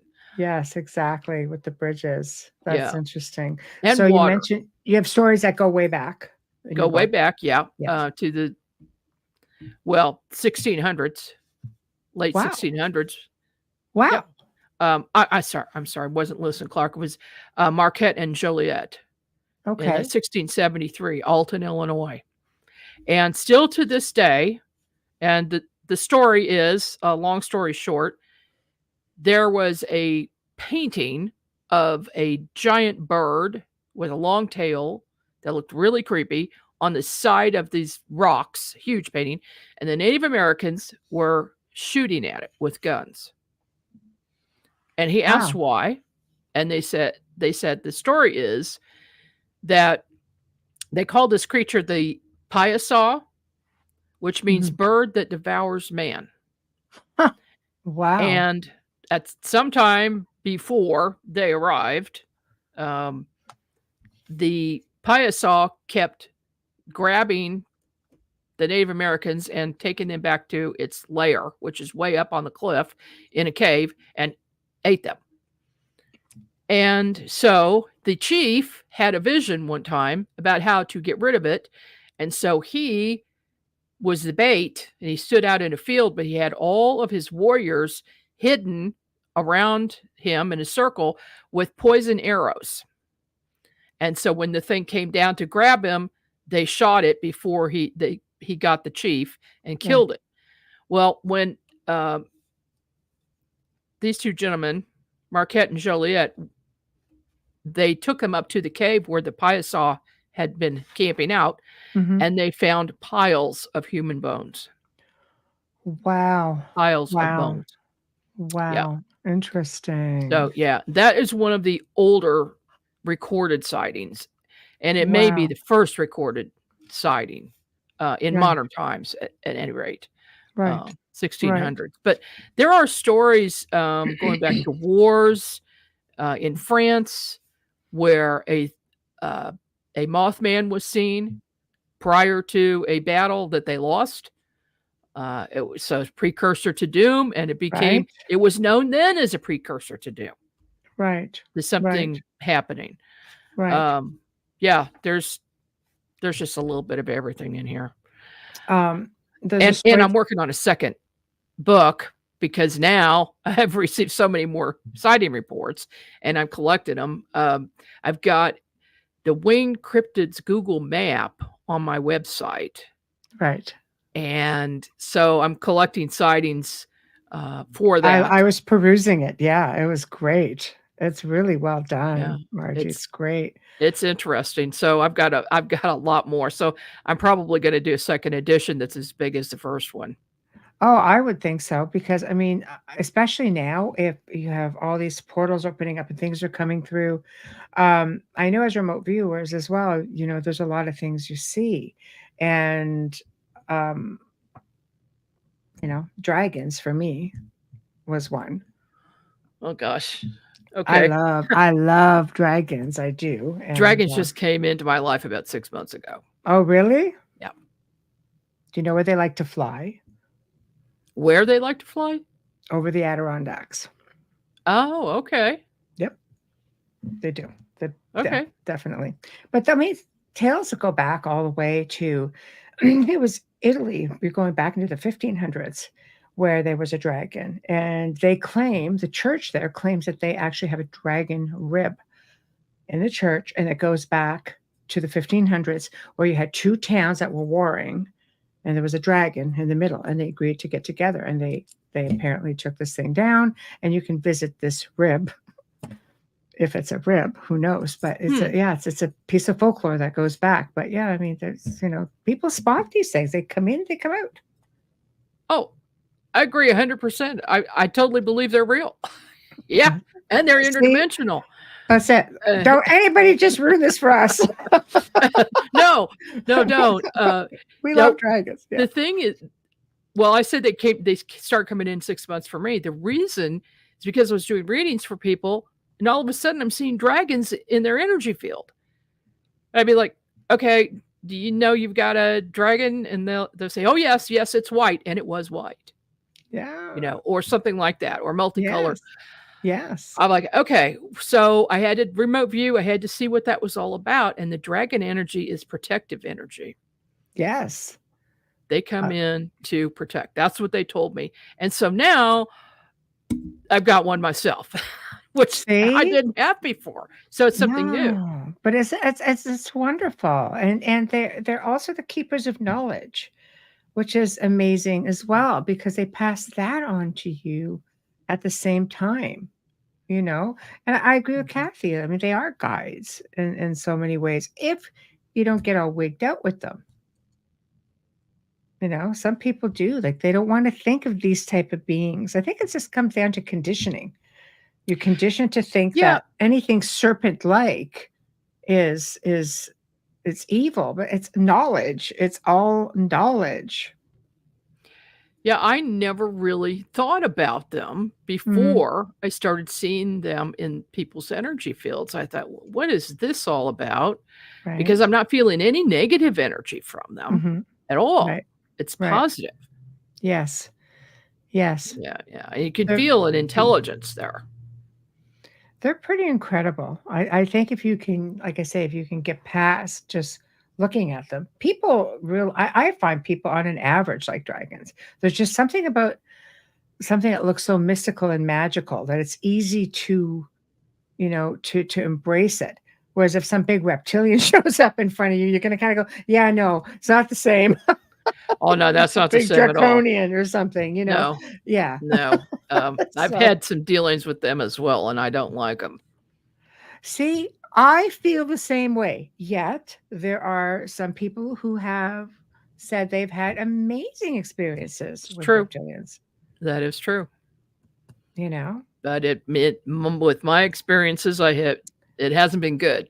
Okay. And I prefer to stay away from them and not call them in. Yes. So there's 50-50 when it comes to them. The same as a mantis. It's 50-50. Some people have great mantis experiences. Other people no, it's horrific. I am one that has had really good experiences with a mantis. I have a mantis as a guide.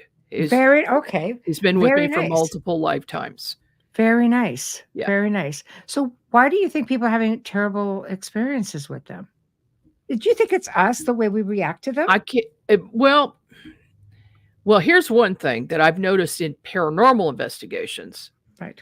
And that is when there's a negative energy in a house, there's usually a negative person in the house. Right. So they're calling that energy in, even if they say they don't want that, but that's what they are. And so therefore it's attracted to them. Right. Same thing could be happening with extraterrestrials or interdimensional beings as well. The person would attract that energy. Right. So see, it's interesting when you put it like that, because a lot of people will tell you that, no, I'm like this because of that energy. But you see, it's a match. It's the opposite. It's a frequency if your frequency is of a certain way and you put that out, another frequency or Yep. energy that comes in to match you will connect with you, and it's not always in a good way. Yep. I agree 100%. Right. See, people, I always say, I'm always posting, positive vibes, raise those vibrations, keep going, frequency. It really is a thing. I think, they think you're just kind of being witchy woo woo, but no, it's everything. Everything is vibration frequency, including the I'm matrix. constantly repeating that all the time. It's almost like you're my twin. Maybe I am. This is in there.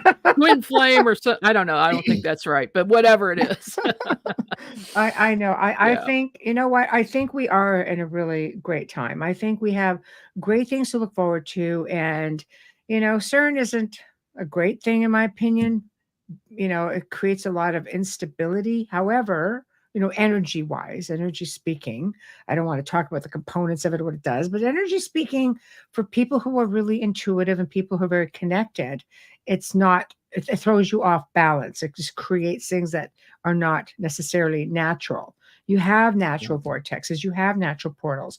We ourselves are natural portals, and we can create portals, but there are tears within the atmosphere, within our dimensions, that are caused through bombs, that are caused through weapons, and especially the nuclear. They do. yes, They tear a rift between dimensions, and they affect what we do with that affects other worlds, and yes, it's not good. The yeah. ETs are not happy with that. No, I but I agree. think that I think the CERN, I think we're dealing with things we're not ready for as Right. humans. Right. It's way above our capacity to understand how everything works. No matter Right. how smart these guys think they are, they're messing with Mother Nature. Yes. But it's like that in pretty much so many different aspects of our lives, of this planet. We don't cherish it. I mean, William Shatner, put out a beautiful message when he went out into space, and he goes, I waited my whole life to really get there. And then when I look down at the planet, he goes, it brought tears to my eyes, because I realized that we are destroying the one thing that feels like home by looking elsewhere. He goes, I looked to the stars, but I didn't see anything there. It didn't feel like home. And I thought, you know what? That was really profound, the way he worded everything. Yeah. And I thought to myself, my God, like, that's pretty deep coming from you, Captain Kirk. That was awesome. but it really, it was. So I don't know. It's a great time to be alive. I think we have to keep your eyes peeled, because I think portals are literally everywhere now, whether you like it or not. And you're not always going to get something, like all buttercuppy coming out. Sometimes you're going to get things that are maybe not so great. Like the Mothman thing wigs me out. I won't lie. It does me too. And I would just as soon not have it Crap be on the top of your interested in car. me at all. Yeah, that would be good. But it occasionally appears and it does things, and it's weird. And that's one thing I wish I hadn't investigated. Yes, actually. the pooping on the top of the car is not a good thing for me. Not if you got a convertible. I'm glad it wasn't my car. Right. I know. But because of me investigating Tony, now, I mean, I have seen shadows of it.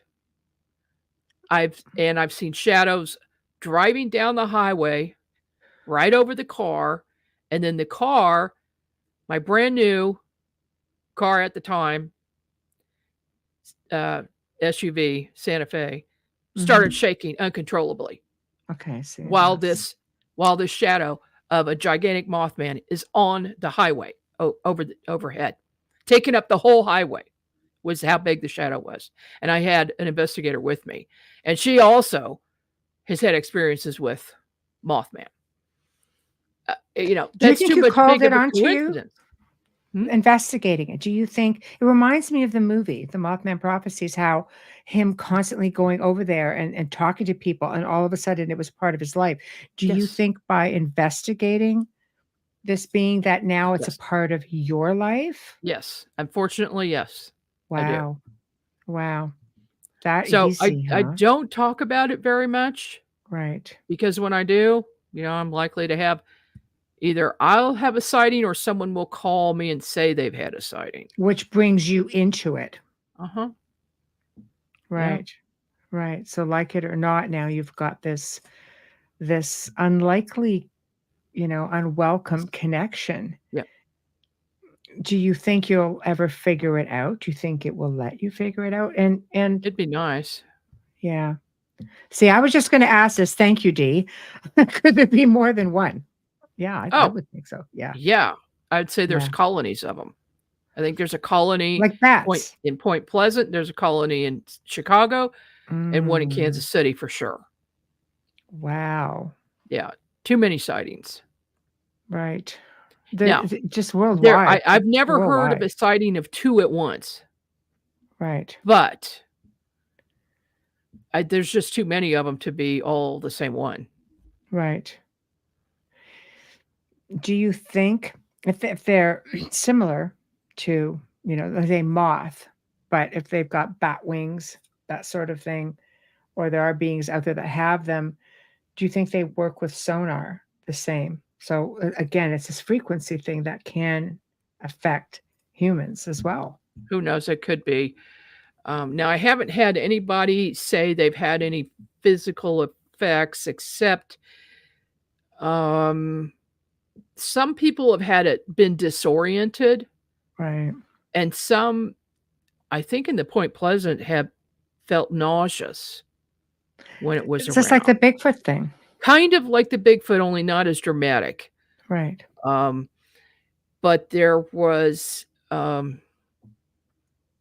another very strange case where a Mothman was inside a person's house a couple years ago. This woman called me, and oddly from Sugar Creek again, where all this weird stuff happens, near the Missouri River. Right. Okay. So this location was maybe a couple of miles from that bridge I mentioned earlier. Right. But she didn't know anything about that or any of the past stuff. Right. And she said, I saw something weird in my trees outside my house, and it's freaking me out. Can you remote view it and see what it is?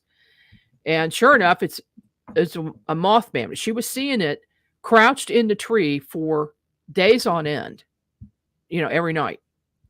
So I'm looking at the outside, okay? I didn't see anything, but I was drawn to look inside her house. So I said, may I look inside your house? So I went through the front door, and to my right was a staircase going upstairs. And then turned right again, went down the hall to her bedroom that was at the very end of the hall, and went through that door. And then to my left immediately was a closet. I was drawn to look in the closet, and there is a Mothman standing in the back of the closet asleep. Now, I was not expecting to see that. Did not see that coming. No. No, I didn't either. And I'm remote viewing, right? I'm not there in person. Right. I was remote viewing. So I said, okay, when you go into your house, is the staircase to the right? She goes, yeah. I said, and then when you go upstairs, your room's at the end of the hall. Yes. I said, when you open the door, do you see a set of 3 windows on the opposite side of your room? She goes, how are you doing this? I said, I'm a remote viewer. This is what I do. It's okay. Right. Just relax. I said, is there anything about that closet that you want to tell me about? That's all I said. She goes, Mothman in it? She said, the Mothman is in there. Oh my God. First time I ever heard anybody say anything like that. That one is on the inside. Like how to get in there. Well, obviously it's interdimensional. It can go through walls. So she had a portal in the house, obviously. See? That's a problem. It's a problem when you have portals. Yes, you might have things you don't want. Exactly. And it's sleeping inside the house during the day, and then at night it goes outside in the yard, in the trees. Okay, see, that means like it's there all the time. Yeah. Okay, no.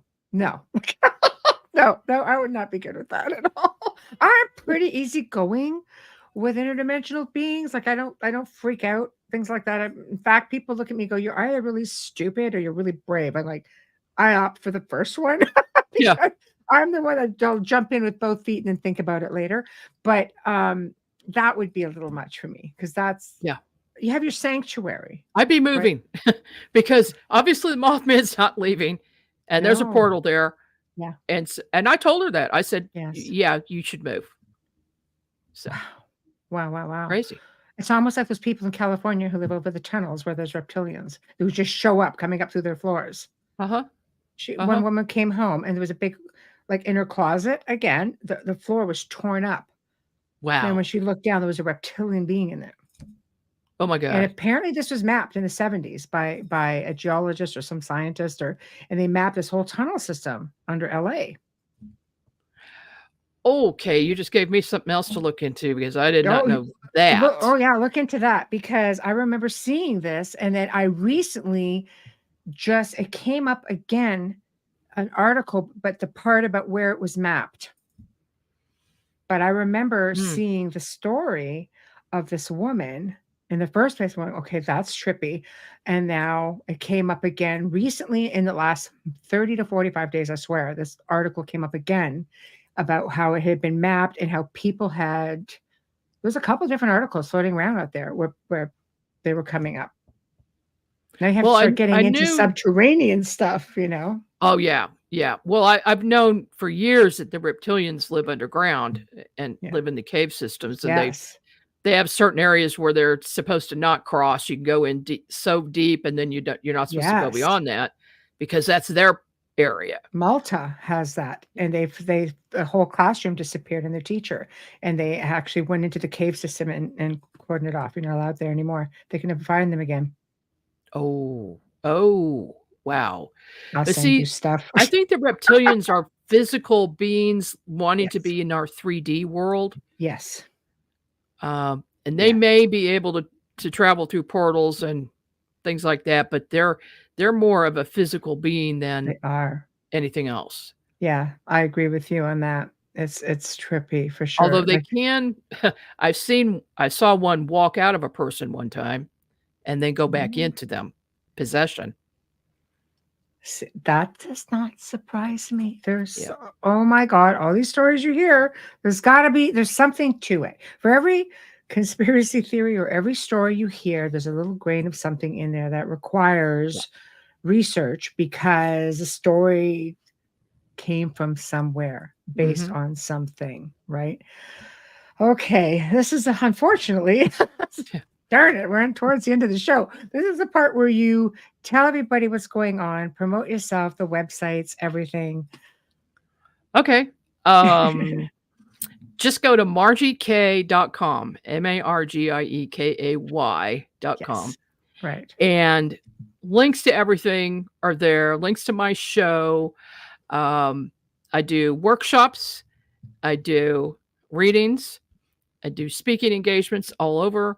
I've got some big trips coming up, some big speaking engagements going to be at the Journey to Truth Conference in Illinois next month. Going to be on the to cruise in September. That's Contact at Sea Cruise. Nice. Some big names on that. I'm going to be speaking there.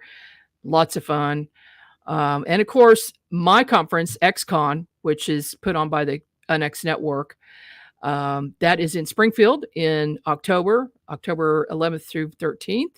Very nice. And all the information about that. And then the UNX Network is at unxnetwork.com. That's UNX Network. And we've got 30 shows now on the X, and we just hit our 30th magazine issue this month. Congratulations. So I'm really proud of that. Got a great team of people. My main producer is Race Hobbs, and my assistant is Violet Wisdom. And the guests, the hosts are fantastic, and things have been going great. We've been going full steam for a little over 2 years now, and Excellent. I think we've accomplished a lot in that time. Congratulations. It is a big thing. It is a big thing to do it. I stepped out of TV, went right and came into and a radio station until lockdown, and then decided, syndicated and now out in New Orleans. And I thoroughly enjoy it. It's hard Yeah. though to make that transition. People think radio is easy. It's not very easy, is it? It's Oh, just, oh no. No, Yeah. there's nothing easy to it. Yeah. And managing one show a week is hard enough, but Yeah. when there are 30 shows a week, it's Yeah. it's a project. I manage this one, and we're pretty close as well. So I completely sympathize with you. It's definitely a lot of work, dealing with a lot of egos and a lot of different areas of expertise. And so Yeah, it is. but it's But, important to get the messages out. That's Yeah. I'm doing what you're doing, Yes. just letting people know Yes, that there's a exactly. lot out there to be investigated. And I love that. And I'm Yeah. glad you're doing it, because you're doing like phenomenal work. Check out the website. Go to margiekay.com. You'll be on there for a while. Check out the map. The map is great. I love it. Every little pin has a story. It's great. So And if anybody does have a story, let me know. I would love to add it to the map. excellent. And I will connect you up with Dan Shaw. I will send you his email. I'll let him know that I'm going to do that. And I know you will love him. He's just brilliant. Okay. Sounds great. And Sounds I'll great. be in touch with you as well, because I'd love to do this again with one of your other books. And it was so nice spending the evening with you. Well, you too, Michelle. Thank you so much. Thank you. Take care, Margie. Bye-bye. Bye-bye. Well, guys, we've come to the end of another fantastic segment. Margie, isn't she wonderful? Didn't I promise you guys she was going to be fantastic? Yes, there she is. Fantastic. So informative. The whole Mothman thing, yeah, that was a bit much, but see, just answers so many questions. But anyway, big thank you to Margie Kay for joining me this evening. And thanks to all of you guys in chat. You guys always make it that much more fun. You really do. Thank you for all of your questions and your comments. And I try to put them up, but sometimes we just move at a bit of a higher speed, and you bounce around a little bit. So remember, go to Roku. Check out Roku for archives as well. Joe's pretty good at keeping them up. Naughty Joe. Got to get him a little bit more. Yeah, there we go. That's okay. He's here, so I'm just teasing him. Tomorrow night, Preston Dennett. Yes, we love Preston. Woo, Preston. Preston's coming back. Preston's like family. So he's coming back to discuss his newest book, Not From Around Here, Volume 5. And he always saves us some special little tidbits.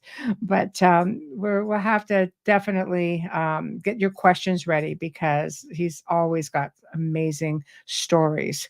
So, guys, big thank you to Folgers Coffee for sponsoring tonight's show. Big thank you to Justin Snicker, aka Dr. Snick, the Sonic Surgeon. Big thank you to Steve McGinnis. Big thank you to the United Public Radio Network, UFO Paranormal Radio Network, 105.3, 107.7 FM, home of course, the Outer Realm. So we will see you guys tomorrow night. And like I said, get those questions ready. It's going to be a fun show. Good night.